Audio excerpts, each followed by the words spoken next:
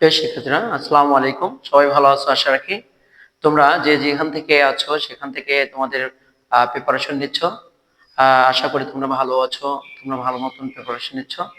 আমি আজ মুনাফা অধ্যায়ের অষ্টম শ্রেণীর মুনাফা অধ্যায়ের 12 নম্বর অঙ্কে নিয়ে হাজির হয়েছি। 12 নম্বর অঙ্কের সমাধান করে দেব।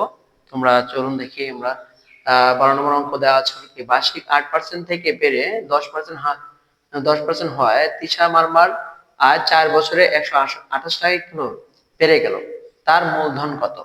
প্রিয় শিক্ষার্থীবৃন্দ, তিশা মারমা একটা ব্যক্তি, তিনি বছরে 8 টাকা মানে শতকরা 8 টাকা লাভ হবে এরকম ভাবে টাকা রেখেছিল। কিন্তু ব্যাংকে যাওয়ার পরে দেখে কি তার বছরে 8 টাকা থেকে না বেড়ে 10% বেড়েছে, মানে 10 টাকা, 100 টাকা 10 টাকা বেড়েছে। তাহলে তিনি 4 বছর পর 128 টাকা বেশি পেয়েছে।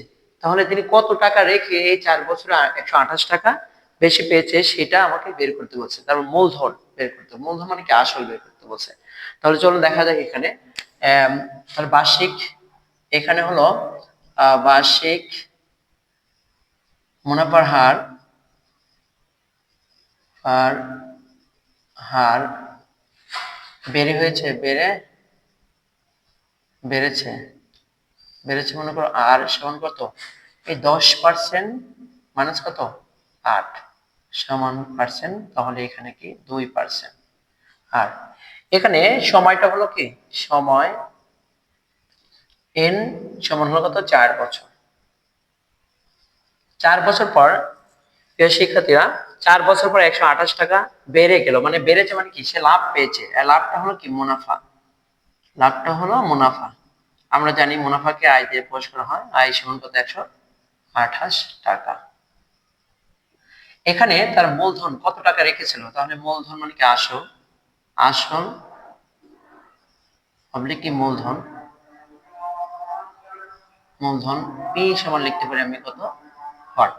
তাহলে আমরা জানি এখানে আমরা অঙ্কটা করতে পারি, আমরা জানি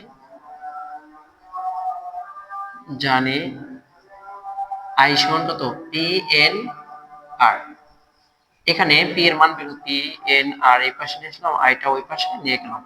তাহলে এখানে পিটা রেখে দিলাম সমান সমান আইটা এখানে, আর এন আর থাকলো এখানে পি ইকুয়াল আই সমান 128 আর এন সমান কত 4 বছর গুণন আর সমান হলো কত 2%।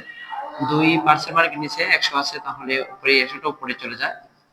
তাহলে এখানে পি সমান, এখানে দেখেন 4% কত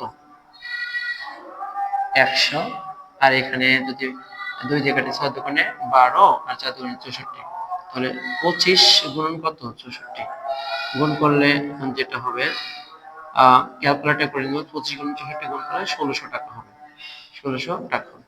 তাহলে তিশা মারমা এখানে উত্তর, এটাই উত্তর। তিশা মারমা এই 1600 টাকা ব্যাংকে রেখে 4 বছর পর 128 টাকা কি করে সে মুনাফা পেয়েছিল, এটাই আসল। তিশা মারমার তাহলে আসল টাকা হলো কত টাকা 1600 টাকা।